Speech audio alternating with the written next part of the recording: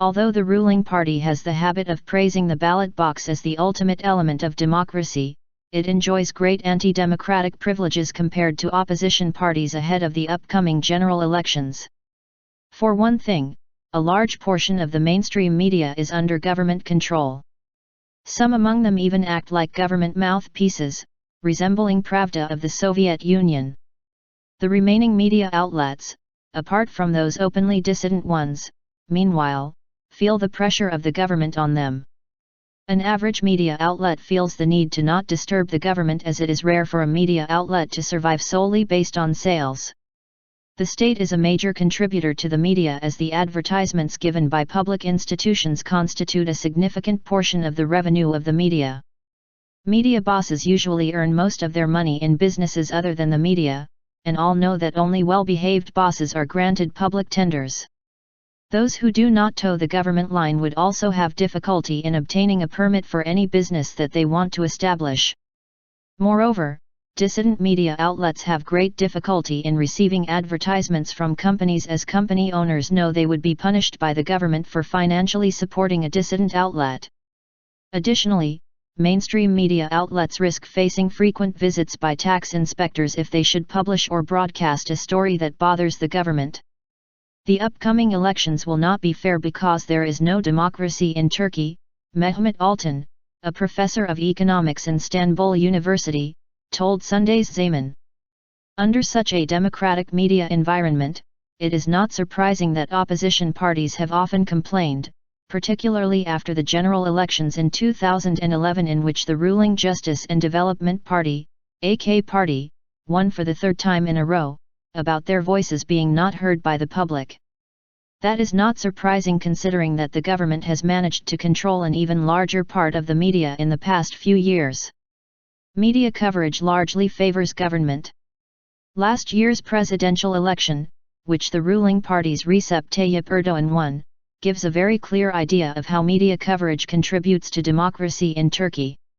The state-run Turkish Radio and Television Corporation, TRT, came under sharp criticism for favoritism in its coverage of Erdoğan, who was then Prime Minister, during the presidential election campaign. Based on the Constitution's requirement that the TRT must offer fair coverage of political leaders, Selahattin Demirtas, one of the candidates in the presidential elections, filed a lawsuit against the TRT for unfair distribution of airtime. During a televised interview at the end of July, Demirtas said Erdoğan had appeared on TRT Turk for a total of 305 minutes on July 4, 5 and 6, while Demirtas and Ekmeldin Sinanlu, another candidate in the election, had been almost completely absent. Demirtas also added during the program that TRT1, the public broadcaster's main channel, had devoted 24 minutes to Erdoğan, 2 minutes to Sinanlu and none to him during the same time period, while news channel TRT Haber had aired 204 minutes of the Prime Minister, 80 seconds of Sinanlu and 45 seconds of Demirtas. Turkey's Press Council, an independent professional journalistic association, in late July called on the general manager of the TRT to resign over the network's apparent favoritism toward Erdoğan. Favoritism towards Erdoğan in the media was not just limited to the TRT, and also received its fair share of criticisms from abroad. Turkey criticized by international organizations for unfair competition.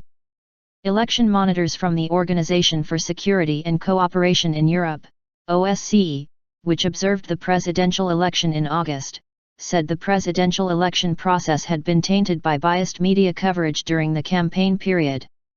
The press is under huge government pressure, Cora E. Alkan, a lecturer in political science at Boğaziçi University, told Sunday's Zaman.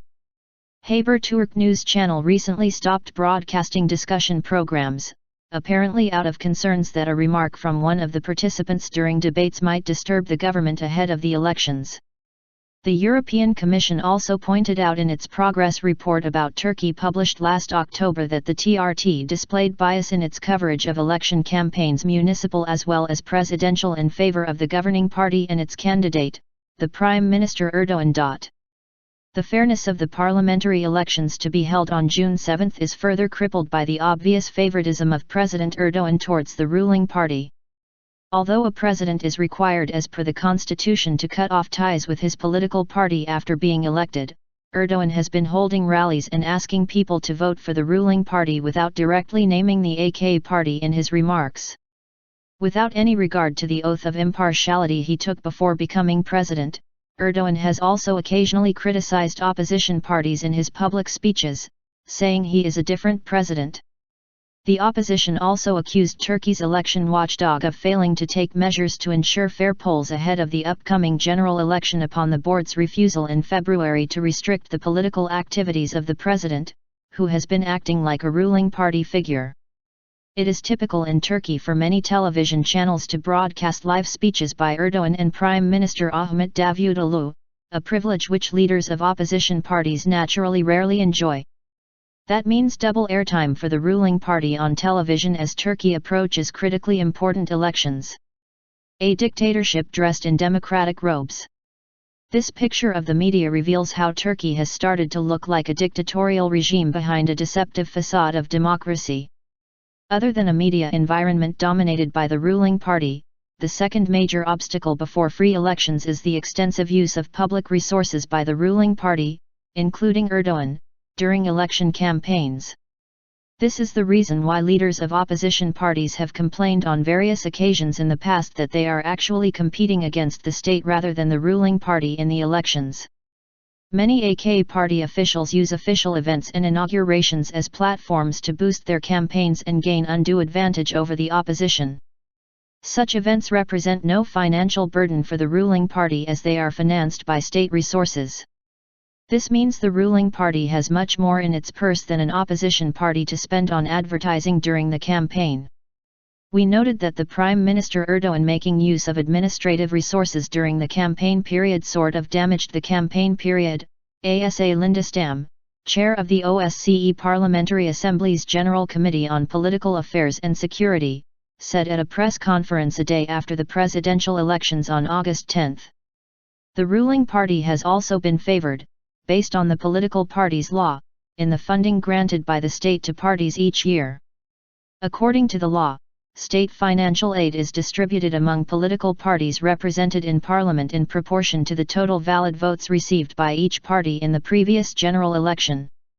Accordingly, for 2015, the AK party will receive TL $298,115 million from the Treasury, while the main opposition Republican People's Party's (CHP) figure is TL $115.3 million, $44 million, and the Nationalist People's Party (MHP) is TL $77.8 million, $30 million. Parties receive 3 times the regular amount of state funding during general election years. Rigging in elections a major concern. The safety of the ballot box, namely, rigging, is another major concern ahead of the upcoming elections. Claims of rigging conducted by the ruling party were fairly widespread in the local elections in March last year. Last year's local elections were described by the opposition as the most controversial elections in the history of Turkey, as irregularities, voter intimidation, and ballot box stuffing were widely reported. In fact, a Tariff Daily report exposed, based on the account of an insider and whistleblower, how ruling party provincial and district organizations employed many illegal methods to make sure the AK party would win the elections in hotly contested races. These tactics included appointing individuals close to the party to leadership positions on provincial electoral boards, using the clout of the chairman of the election boards to inflate the ruling party's vote count, and maintaining contact with the managers of voting booths to count the number of votes cast for the ruling party candidates. Claims of fraud in the latest local election were documented for the Kothane district of Istanbul, when dozens of legal investigations about election rigging were launched as legal cases, bringing local election officials to court for a trial over tampering with election results at polling stations. Plenty of power outages were conveniently staged at the time of vote counting, raising suspicions that an organized effort was underway to change the results. Adding insult to injury, Energy Minister Taner Yıldız had claimed the blackouts were caused by cats that entered electrical transformers that distribute power. The government also uses state aid granted to needy people as an instrument to obtain voter support ahead of the elections. The sharp increase in the volume of social aid granted in February serves as a case in point. The volume of social aid granted in February spiked nearly fourfold as compared to January. According to recently released budget statistics, the amount of social aid from the state budget climbed from TL $356,137 million in January to TL $1.32 billion, $0.5 billion, in February. The government spent TL $7.72 million under the heading of social benefits in 2014, in which 2 elections, local and presidential, took place. AK party acting as though it has no intention of leaving power.